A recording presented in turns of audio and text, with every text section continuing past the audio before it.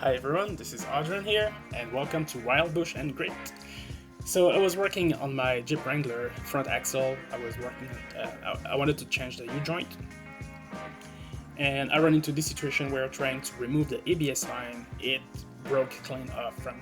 So I pulled out the axle, I brought it in, I did the U-joint job that I wanted to do, and now I'm working on removing what was left of the ABS inside the wheel hub. So I started here with a tiny hole right in the middle of it, and the idea is to use a screw to get some grip so I can actually pull it out.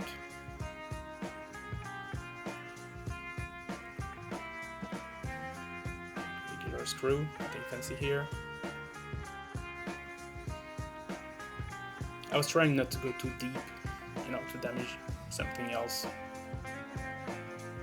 And I was a little bit naive because I thought that would come out fairly easily, but no, it was pretty stuck hard. So I put it back on the Jeep so I could get more grip.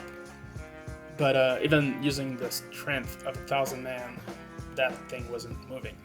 And then I had this genius idea of using a long nose plier and the wheel hub as a pivot point and hammering the base of the plier to pry out that ABS device, and it worked.